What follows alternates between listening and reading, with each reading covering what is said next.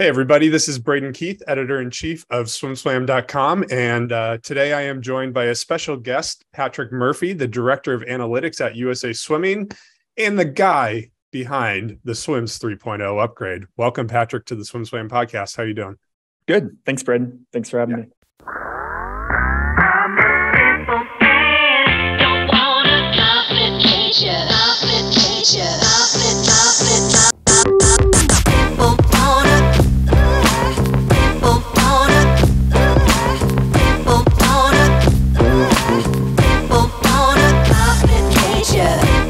So it's been a busy couple of months for you getting this Swims 3.0 rollout done. Can you tell us a little bit about what the status of the rollout is, kind of maybe put a percentage on how close it is to being done and what's left to go? Yeah, absolutely. So this entire project, it's pretty much been my life for the past, I'd say 2.5 years at this point. This whole thing has a ton of challenges. It really is a giant beast at the end of the day. We are, I do feel like we're getting to a point where we're stabilizing quite a bit. We get a ton of feedback every day. I get a ton of feedback in my inbox. USA Swimming in general gets a ton of feedback. I'm sure Braden does as well, even though he's not intimately involved in this project. We feel pretty good. We do hear about it. Yeah, absolutely. I think everyone in the swimming world does at this point, but we're progressing. I would say, I think the first couple of weeks did not go as well as we had hoped. We definitely were hoping for everything to be very clean. And at the end of the day, it wasn't. There were some performance issues first couple of days, some cascading issues from that we're still working on cleaning up. I would say this project was never going to be finished September 1. And that's something we've been very clear about with the board of directors and other constituent groups that we've been talking to. We've been working through something like officials tracking system was something we never had on the docket for September. We had been communicating with the officials for months, even longer than that, pretty much since international team trials in April, that we're not going to have this ready to go. But we have launched the first part of it. So there's a lot of things going on behind the scenes that I would say the parents and the coaches don't necessarily see every day. As far as putting a hard deadline on it, I'm not really comfortable with that. In the world of software, we're constantly trying to get better. And one thing that we're hoping that we're expressing through this project is we are going to continue to work every single day, continue to progress and get better and better every single day. And that's been the goal the whole time.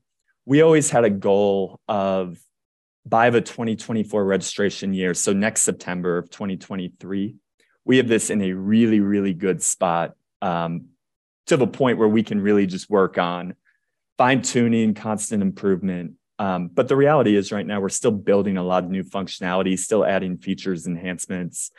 As Braden knows, we're still tweaking a lot on the time side, and the data warehouse we're still working on. So there's a ton that goes into this, and we have a long way to go still. Can you, you mentioned that, you're expecting continuous improvements, tweaking. Can you help us understand what the difference is between sort of the stable state goals and then what some of those improvements, maybe get people excited? I know there's been a lot of frustration so far, but maybe get people excited about what new things they can look for that will make their lives better and easier. Yeah, absolutely. The reality was we had a couple of things that we had to have ready to go September 1st. Obviously, registration had to be ready to go. All of the pre-registration stuff that we did with LSCs of setting up what memberships they offer, what dates those are available, allowing clubs to get into the system and opt out of offering the flex membership or other part-time memberships. All of that stuff was absolutely imperative and had to be finished. The pretty hard deadline. There's some things that we're doing now, something like our Club Excellence program. In the past, coaches have never had a report on what athletes actually qualify them for Club Excellence. And it's a simple thing. It's just something we've never had, and now we have it. I don't know if we've deployed that report yet, but we have it ready to go, and we'll deploy it in the coming days. And that's just for those 200 clubs earning Club Excellence. It's a huge benefit to them to be able to log into their account, pull a report, see everyone that qualifies. There's some other things that we're working on too. And I really think the sky's the limit with what we can do with our data and reporting, something we've never done a great job with. And Braden, you and me have talked about this off the record, but something our sport has so much data, not only on the time side and the performance side, but also on the membership side. And we've never done the best job of making this available to clubs and coaches. And that's something we're really working on. And it's something that we can't prioritize that stuff before we have the registration system working really well, or the times import, times upload system working really well. Even the Safe Sport Recognition program and other programs that we have, club recognition, those all come first. But some of these newer age, cool dashboard reporting that we're working on now, I think that's the stuff we're really excited about. We really want to help clubs grow. And we think our job at USA Swimming, we need to provide the resources to the coaches, to the clubs, to help our sport progress. Our job is really, USA Swimming's got two main goals, and they're very broad. We want to win a lot of medals at the Olympics, but we also want to grow the sport. We want to improve opportunities. So they're two far different things that take a different strategy, but they do come together in that if we grow the sport, help coaches grow the sport, because that's how we're going to grow. It's not going to be anything we do in Colorado Springs. It's going to be providing resources to the local level, to those coaches, allow them to know there's capacity in my facility. There's capacity where I live. There's a lot of kids in this area. That's the type of stuff we want to start getting to and really hopefully progress the sport. And again, as we know, if we grow the sport, provide opportunities, 2028, 2032, that medal count probably goes up just because we have great coaches in this country. Yeah. And I think the data, the stuff you can do with data, and I know director of analytics is a little misleading about what you do with your job because it's so much more than analytics. But, I think that's what gets both of us on this podcast excited and gets us logging on in the morning. In 2016, 2017, USA Swimming rolled out a website makeover facelift. I assume that was very expensive. I think you guys used an outside firm for that. Can you tell us the difference between what happened then and what happened now, and how are those things related? Was that a step one that leads to this, or was that strictly a facelift and this is now sort of a behind the scenes change? Yeah, absolutely. So I'll try to keep this not too technical. I was not here in 2016. I was hired 2018. And have kind of served in a couple of different roles, primarily on the data side, evolving more into the software side. In 2016, leadership chose to undergo a website redesign, but this was not just a redesign of a website on the front end, what you see every day. It was a full rebuild of the back end of that website. So a brand new, what we call a content management system. So we had to migrate all of the content over to that website. But what made this really, really tricky was because swims, the old swims that we had 300 people that had access to was so old, we actually had a bunch of software applications built on our website. So when you purchase a new CMS, migrate all your content over, not only are you migrating that content, you have to migrate all of the software and the applications that are custom built as well. So these are things like the officials tracking system, like OME, which actually never even got migrated. And this is why we had issues of you're on the website and then you get a pop-up of what looks like the old website, because it actually was the old website. So I would say that project, the 2016 website redesign, was probably bigger than anyone expected. And it never even finished. I mean, we're 6 years down the road and it never finished. But I would say learnings from that helped force the issue on this current project. And this current project was more around the operational software that USA Swimming HQ uses, that USA Swimming LSCs use as well. How do registrations get processed? And much more. When you show up at work each day, what do you log in to go do? How do you edit a birth date or edit contact information, or even just find an email address to reach out to someone or a phone number? How do you import times into our systems? All of this was not touched in 2016. And what we've done the past 2.5 years is a full rebuild.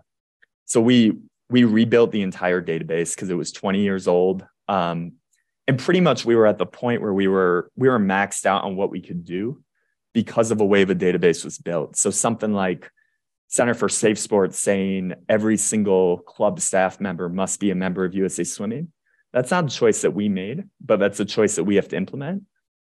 Well, the way the old databases worked, we actually couldn't store that information without doing a drastic rebuild. So we decided, all right, we're going on 20 years of software that has not really been, it's been maintained really well. It's been bug fixed really well, but it hasn't been improved and it has been enhanced. And it's really old. And anyone would tell you software is not supposed to last that long. So I think it's a credit to the team that it did last that long. But we had to do this project. We had to modernize. We had to move to the modern age, not only with the programming language that we're using, but with our database design. But obviously, kind of what we did with the 2016 redesign, we're rebuilding the whole thing. So that's why we affect registration. It changes our times database. We change our times database. It affects IMX, IMR, VCC. All of these things have cascading effects.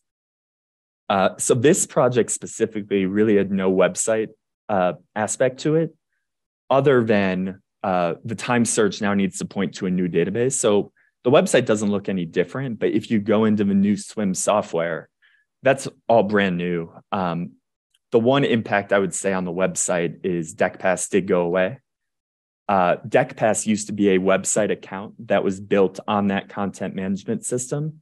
Now it's just one account, single sign-on. So you log into your one account, you have access to stuff on the website, access to stuff within your membership account or your coach club account. You also have access to reporting, in addition to Center for Safe Sport courses and some of our coach education courses. So you can see as I talk, I'm trying to keep this pretty high level, but there's a ton of details and it's very easy to get into the weeds pretty quickly.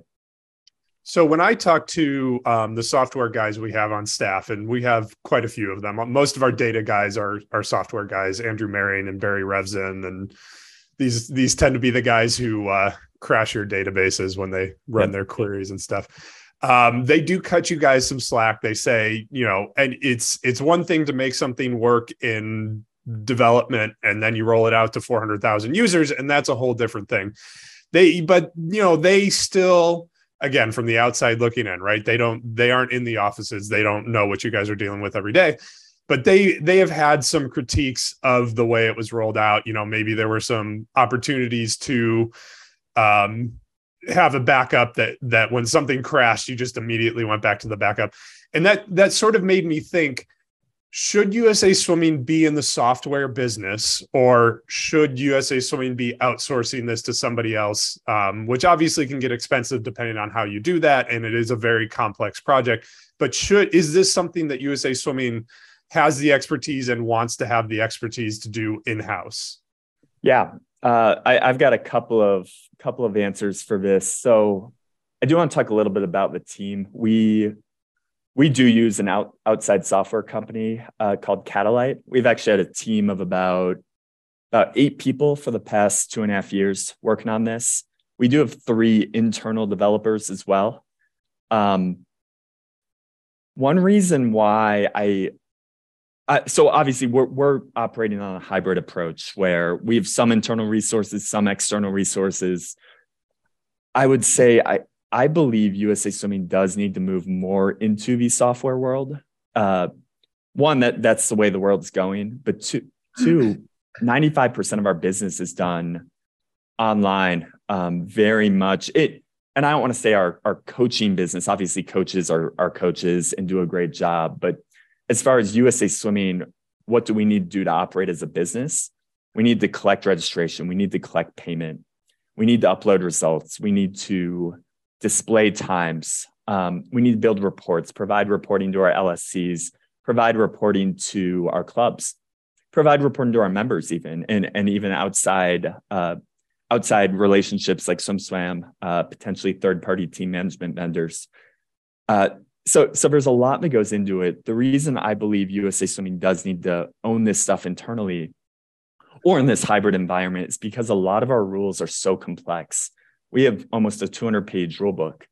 So to just go say we're gonna outsource all of this, none of these contractors or consultants know the rule book. They don't know the sport. So that's where my role has been. Quite a bit of this is I can do a lot of the data stuff and the back end stuff, but I've become more of a how do the LSCs do business? How do the clubs do business? How does the rule book actually work? Does this proposed solution actually fit within our rules? How do people? You're kind of in plain interpreter. So absolutely, yeah, absolutely, and it's tough because what's really difficult about that is we've had 59 LSCs, and LSCs do a really good job. But we've had 59 LSCs that a lot of times do things 59 different ways. So when you're trying to code software to standardize this, now there's the whole political side to it. Well, we do it this way. We do it this way. We do it this way. What about this edge case? It kind of reminds me of when there was sort of, I know it wasn't a real serious thing. It was somebody's little COVID project, but to standardize the logos of all the LSCs, make them look similar, which from a branding perspective just makes like too much sense to not do. Absolutely. But I can only imagine the pushback that received from some of the 59 LSCs. Yeah, and if you haven't seen some of those, I think Matt Lupton and the team have about 18 of those done. They look really, really good. Yeah, and some of the old ones look really, really bad. Yeah. You probably can't say that. I can say that some of the old ones are terrible. But I mean, I think there would be some LSCs that would agree that their new one looks a whole heck of a lot better. Yeah. Can you give us kind of, I know the emails I've gotten, and some of those are Braden, talk to USA Swimming, get them to fix this. Some of them are, I think people believe that we are in charge of USA Swimming, which we are not. But so I've seen a lot of the complaints. Can you give me like the top 3 complaints that you have received? Yeah. I mean, I've gotten so many emails and we've gotten so many tickets to our support system. I think one of the big complaints is, why are you doing this? Mm-hmm. Why did this have to change? And there's a number of reasons why this had to happen. I kind of went into some of the technical reasons before, of us operating multiple websites, us having 20-year-old software, the Center for Safe Sport pushing something that we can't actually accommodate in our old database. But there's a lot more than that. I mean, we're trying to serve membership better. A lot of members don't even know they're a part of USA Swimming when they register in the old world. But also, like, really the main reason for this is to have better information, better contact information in this world where safe sport's going to continue moving up. I want to say moving up, but continue to be of ultimate importance to our sport. In the old world, we're relying on third-party team management softwares to register kids and register families, and we're not necessarily getting the most accurate information. So this all started with registration. Let's collect data directly from the source. Who's going to know their phone number better than the parent themselves? So I think the number one complaint has been, why? Why do you change? This seems unnecessary. And from our point of view, it's not unnecessary. I will say, I wish things were a little bit simpler. And I do think we should have done a much better job of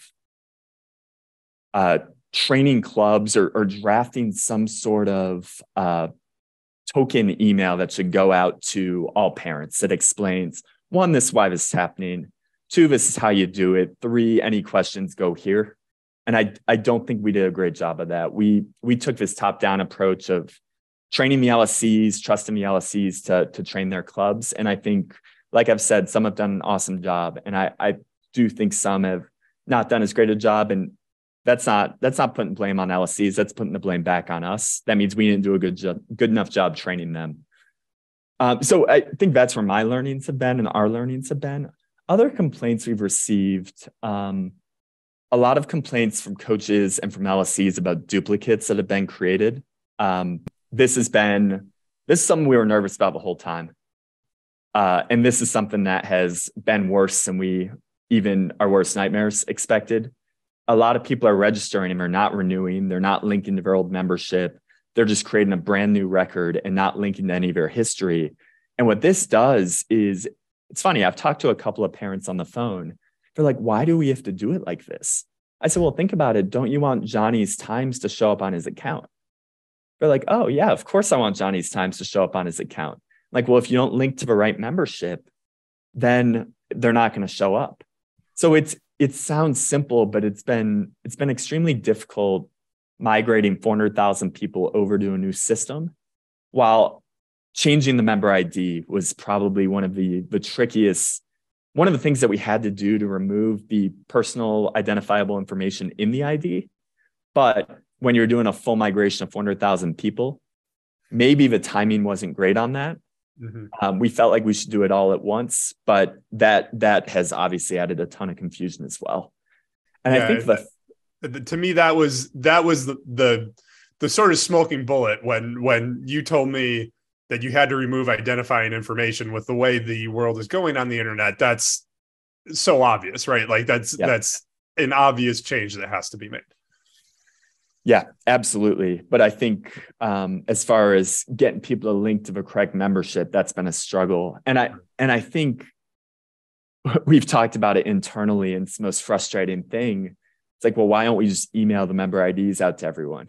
It's like, well, we don't have good contact information. That's the whole reason we wanted to do this. So it's the chicken and the egg a little bit, where what we're trying to solve is preventing us from making things easier at this point. And again, not being able to contact your membership, it seems, that you have to solve that problem. It's 2022, and you have to be able to contact any member at any time. That's memberships 101.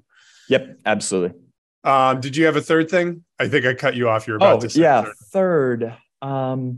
It really depends on the constituent group. I want to keep this more for the parent athlete point of view. I really think I'd stick to those two. I guess the third right now is we're getting complaints about the time stuff, which we're very, very aware of. And Braden and I have talked about that quite a bit. I complain about it at least once a day. It's going to be fixed. Hopefully, I think early next week, hopefully before that. So when people do have issues right now, where you're sitting right now, and I know you and I have talked about putting together documents and videos and different things to help with some of the more common issues.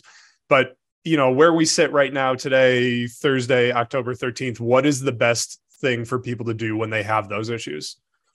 Yeah. So we do have a support ticket system set up. They should reach out to support.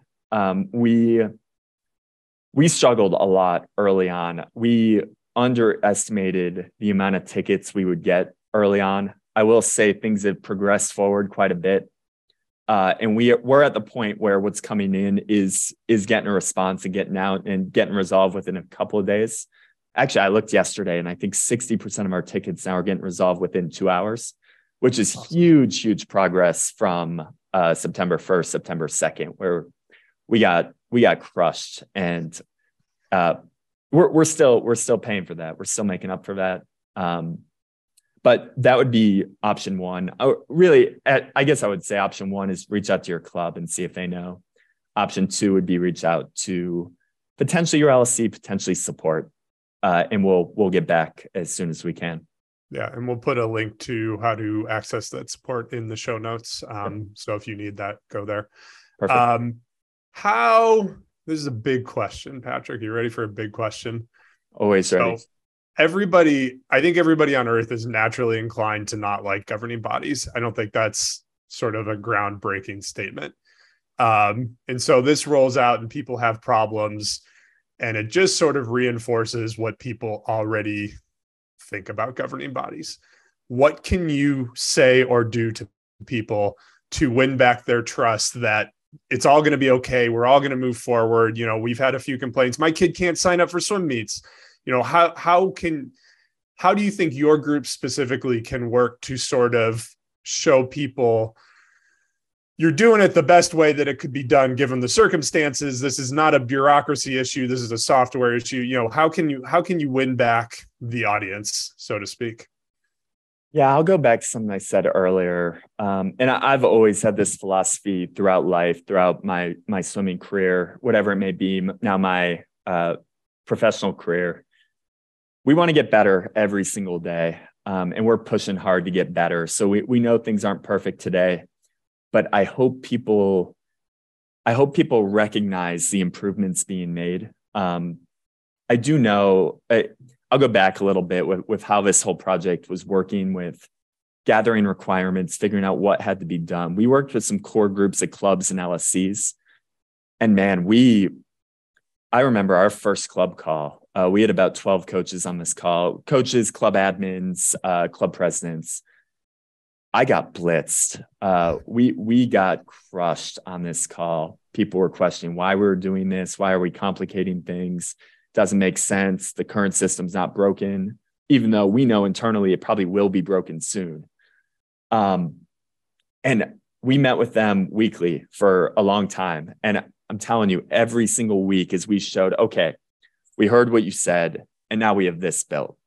And every single week it got better and better to the point where even the biggest naysayers on that call said, hey, we trust that you guys are going to keep moving forward and keep getting better. And we think you're going to get there. And I will say, I think this is the first time USA Swimming is really committed to spending on software and technology. I think we've done these big projects. 2016 website redesign was huge. The reality is they had to spend double what they spent to get all these applications rebuilt. So I know membership doesn't like to hear that, but in this world, we're prioritizing efficiencies and reporting and data and moving forward. And we're going to keep doing that. Obviously, we're going to be responsible as an NGB. We have to be fiscally responsible, but we're going to push and we're going to make sure things are working well. And the reality of this is the goal of this is to save money for clubs, save money for members at the end of the day. It's not to there's no financial incentive for us for doing this. We're actually losing money. Obviously, we're spending a lot of money on the project.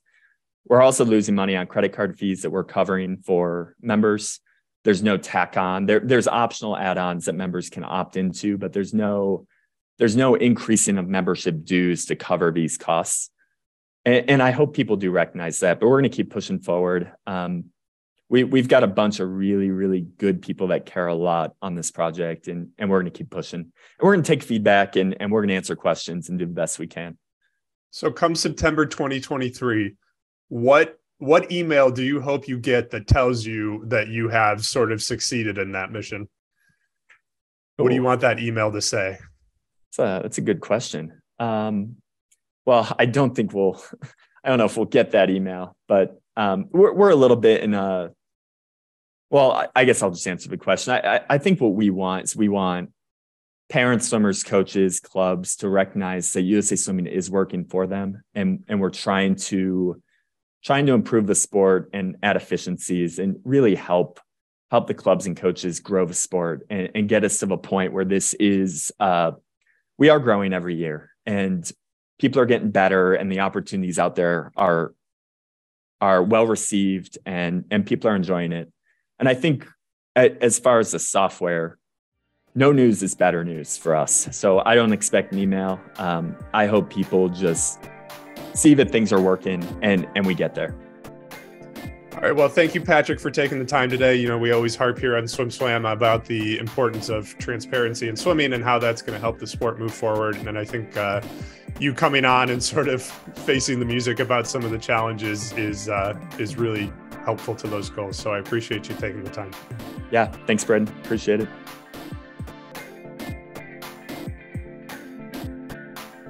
You've been listening to the SwimSwam podcast. Stay tuned for new episodes every week. You can take SwimSwam podcast on the go by subscribing on your favorite podcast platform. Look for links in the description below, and be sure to subscribe to our YouTube channel for more videos as well.